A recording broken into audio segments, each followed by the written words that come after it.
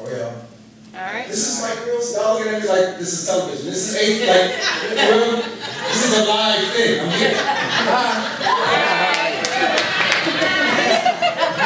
Don't you feel like HDTV? I know that the only person I get to see is Karoji because the stage is it's like a private performance. Oh, this sounds fresh, y'all.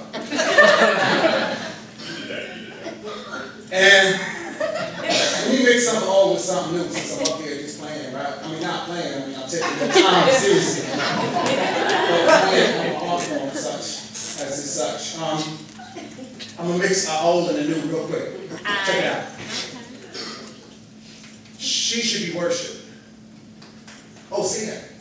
Say, she should be worshipped. She should be worshipped. I'm sorry, I live in the moment, y'all. That's a question, y'all. Like if you put y'all with a question mark, that's a question, y'all.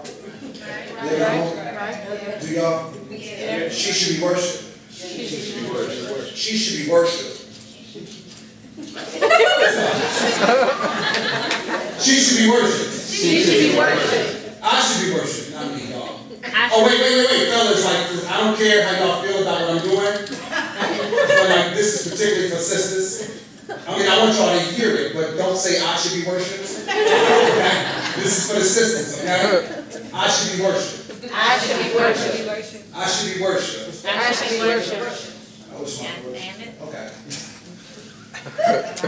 And there's something about the way she conjures the ancestors. She dances when she walks like she's from the Congo. Sure. Congo, like Asada Shakur says, brothers don't understand the science behind her self-reliance. She has a tattoo of local Drew on her neck and a tattoo of Marcus Garvey in her breast and says you got to have the presence of Martin Delaney. People hope to have a future getting past her Malcolm X. She is smooth as the Hennessy she's sipping as we listen to Horace Silver playing our third game of chess. And I can't help but stare into the natural texture of her hair as she compares George Padmore with C.L.R. James. And from there, she discusses Rodney's how Europe undeveloped African prepares that to Kwame Nkrumah's neo-colonialism, the last stage of imperialism. And as her lips move, I get lost in her rhythm. And as her thoughts move, I get lost in her wisdom. I love it when she sings CCY tunes for children. I love when we go on vacation. She puts that homemade sign on the door that says, do not disturb nation building. She is Harriet Tubman. Loving how people are patient that last chapter in Carnegie Books and Miseducation of the Negro. We go conjure the ancestors after every poetry and breathing life into the souls that surround us like New Orleans, constantly calling me back. Begging her incompetence. I wrap her confidence around my waist. I taste her ancestors' DNA every night because there's something spiritual about swallowing the same foods that once caused the visible forms of her predecessor slaves and tribes and young. You might think you know me. But if you ain't never seen me with her, then you ain't never seen me alive. I said you might think you know me, but if you ain't never seen me with her, then you ain't never seen me alive. She goes from J.A. Rogers to a Booba Call, Harvey's rhythm of the Haitian Revolution, and she dances to it, singing the songs of the civil room colonies of San Salvador. And as she moves, there's something about the way she conjures the ancestors. There's something about the way she conjures my soul by day and by night. There is something about the way she has conjured me back from the dead. There is something about the way she conjures me back to life. See, you should be worshipped.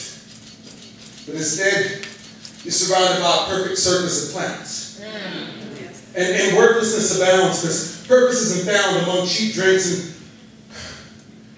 and among cheap talk and overpriced drinks. And men who think that money is the answer but lack the capital to pay you attention, pay you a compliment, or even wait for you to ask a question. It's typical aggression pressing for connecting with the temple that they lack the capacity to understand. Like a pre-programmed barbarian at the gate that can't wait to rush your altar and obtain the holiest of holies. At first he had you with his swagger, but every second he talked, he slowly fucked it up. and I don't know if I believe in fate or soulmates, but I definitely believe in magnetism. And if he can't match your rhythm, then the oscillations of his pendulum should probably swing somewhere else on this earth. Maybe he should start out at the storefront church.